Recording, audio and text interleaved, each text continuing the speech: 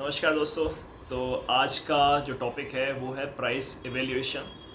तो किसी भी कॉइन में जब आप पैसा लगाते हैं तो ये कैसे पता लगाया जाए कि कोई कॉइन सस्ता है या महंगा।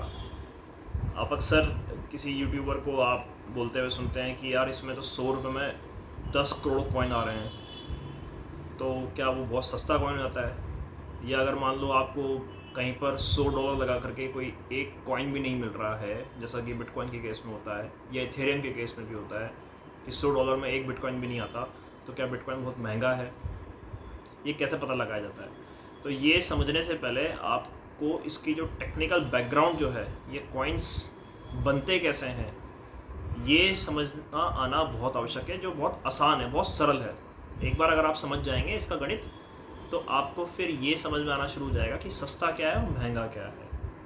ठीक है दोस्तों, तो लेट्स क्विकली बिगिन इट। जो डेवलपर होता है या जो इसका बिल्डर जो है, जो कॉइन लॉन्च कर रहा है मार्केट में, उसके लिए बहुत सरल है कि वो किसी भी स्मार्ट कॉन्ट्रैक्ट को बनाते समय ये डिसाइड करे कि कॉइन का प्राइस क्या रहेगा। अब कॉइन बनाना कोई फैक्ट्री में नहीं बनता, ये आप ऐसा समझ लीजिए जैसे एक कोई अकाउंटेंट बैठ के बस एक एक्सेल में डाटा एंट्री करता है, उसी प्रकार से एक सॉफ्टवेयर डेवलपर भी जो है वो एक स्मार्ट कॉन्ट्रैक्ट डेवलप करके बस एक डाटा एंट्री करता है। कि लेट्स सपोज एक हम एग्जांपल लेते हैं कि जहाँ दो सिमिलर प्रोजेक्ट्स बनाए जा रहे हैं, दो विभिन्न डिफरेंट डेवलपर्स द्वारा सेम प्रोजेक्ट। मान लीजिए NFT का ही एक यूज़ केस कोई प्रोजेक्ट है जिसको दो बिल्डर बना रहे हैं और दो अलग अलग करेंसीज लॉन्च कर रहे हैं। ठीक है, अब पहले वाले ए डेवलपर ने करेंसी लॉन्च करने के लिए कैपिटलाइजेशन जो कैपिटल इकट्ठा किया वो था $1 मिलियन। दूसरे वाले बी डेवलपर ने भी $1 मिलियन इकट्ठा किया। दोनों के पास में सेम कैपिटल है। पहले वाले जो डेवलपर जो है, ए डेवलपर, उन्होंने अपना जो कॉइन्स रिलीज़ करे, या मैं कहूँगा कि स्मार्ट कॉन्ट्रैक्ट में जो एक सिर्फ मात्र डाटा एंट्री करी, ठीक है, कि जी हमारे टोटल जो कॉइन्स रहेंगे वो 1 मिलियन रहेंगे। अब इसका क्या मतलब हुआ कि पर कॉइन क्या प्राइस निकल के आएगा? $1। क्यों? क्योंकि जो टोटल कैपिटलाइजेशन जो है वो लॉन्चिंग के टाइम पे बहुत इंपॉर्टेंट है कि लॉन्च के टाइम पे क्या मार्केट कैपिटल है। तो लॉन्च के टाइम पे $1 मिलियन है, तो उसकी जो लागत, कॉस्ट, प्राइस जो रहेगा पर करेंसी वो $1 ही रहेगा। ठीक है, अब दूसरी तरफ एक डेवलपर है, डेवलपर बी, वो भी सेम प्रोजेक्ट पे काम कर रहे हैं। एक लगभग वैसे ही इसको एक कॉम्पिटिटर मान लीजिए NFT का ही, सेम यूज़ केस है, उनके पास में भी $1 मिलियन है, बट इन्होंने डाटा एंट्री करी कि जी हम तो 100 मिलियन, या let's to begin it with कि उन्होंने 10 मिलियन कॉइन्स रिलीज़ करे या एंट्री करी 10 मिलियन कॉइन्स को रिलीज़ करने की। तो अब यहाँ पर क्या होगा कि पर करेंसी या पर कॉइन क्या वैल्यू आएगी? वो आएगी डेसिमल 1। पर करेंसी जो वैल्यू आएगी वो आएगी 0.1।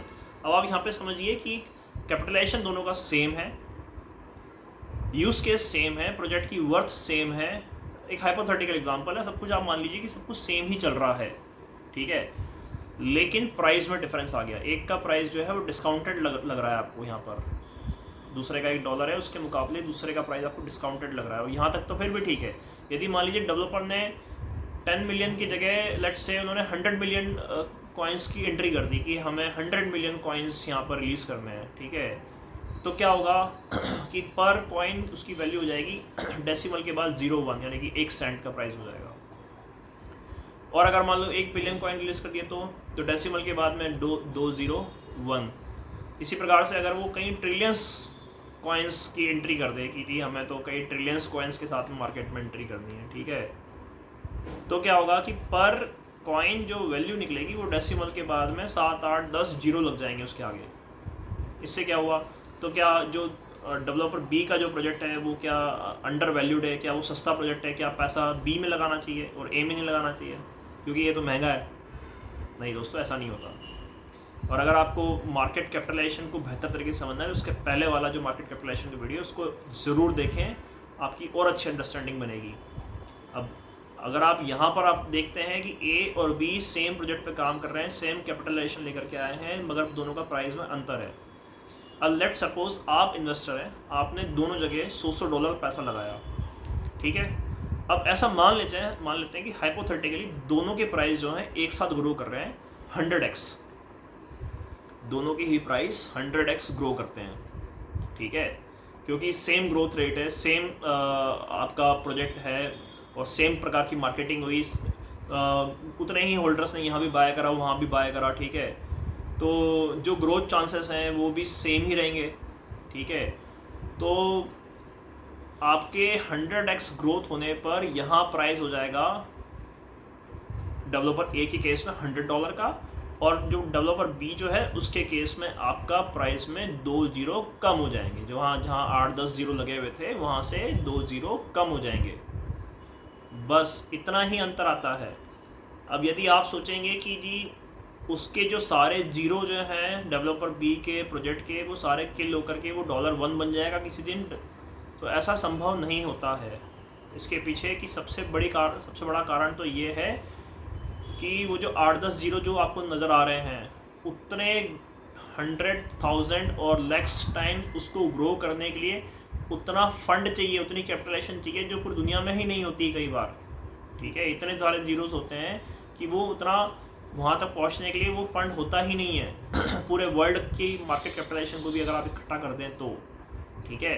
तो कई ट्रिलियंस कॉइन्स जहाँ आपको सस्ता नज़र आता है तो वो सस्ता नहीं होता है, वो डेवलपर ने वहाँ पर ज़्यादा कॉइन्स रिलीज़ करे होते हैं, तो वो आपको अपीयर होता है कि $1 में आपको कई हज़ार लाख या करोड़ों कॉइन्स मिलते हुए नज़र आते हैं और उसकी कोई अहमियत नहीं होती है। ये बिल्कुल वैसा ही है जैसे कि आपकी $1 की तो कीमत हो सकता है यूएस में ज़्यादा है, मगर वो उसके मुकाबले आपको 80-82 रुपये मिल जाते हैं, पाकिस्तानी रुपये आपको $250 मिल जाता है। अगर आप और जिम्बाब्वे वगैरह ऐसे कंट्रीज़ में चल जाएंगे तो वहाँ पर $1 के मुकाबले आपको वहाँ पर लाखों करोड़ों वहाँ की नेटिव करेंसीज मिल जाती हैं आपको, जिसकी कोई वक़्त नहीं है। वो लोग बोरा भर के जाते हैं तब जा कर के उनको, मतलब बोरा भर के नोट लेकर के जाते हैं, ये हकीकत है, कार में नोट लेकर के जाते हैं और उनको तब जाके अपनी वो ग्रोसरीज बाय कर पाते हैं, ठीक है। अफ्रीका की ऐसी बहुत सारी कंट्रीज़ हैं जहाँ पर ये घटनाएं घट रही हैं, वेनेजुएला में ऐसा हो रहा है, ठीक है। क्योंकि करेंसी का आप इवेल्यूएशन इस आधार पे नहीं करते हैं कि उसके आगे कितने डिनोमिनेशंस लगे हुए हैं या $1 में कितनी सारी आपको करेंसीज मिल रही है, ऐसा नहीं होता है। उसकी जो मार्केट कैपिटलाइजेशन है, उसकी जो परचेजिंग पावर जो है वो आपको चेक करनी होती है। मार्केट कैपिटलाइजेशन बहुत इंपॉर्टेंट चैप्टर है, इससे पहली वाली वीडियो में मैंने आपको एक्सप्लेन करने की कोशिश करी है, उसको देखिए, उसको समझिए, तो आपका फंडामेंटल पूरा 100% क्लियर होगा। लेकिन अभी आज के लिए आपने ये जाकर स्टडी करना है कि वो प्रोजेक्ट्स जिनके आगे बहुत सारे ज़ीरो लगे हुए हैं, या जो यूट्यूबर आपको बता देते हैं कि मेरे कहने से ये सिर्फ $100 का ख़रीद लो या सिर्फ $1000 का ख़रीद लो क्योंकि यहाँ पे तो करोड़ों कॉइन्स मिल रहे हैं, तो वो सरासर स्कैम है, सरासर स्कैम है वो, ठीक है। इस प्रकार के स्कैम्स में ना फंसें। थैंक यू दोस्तों।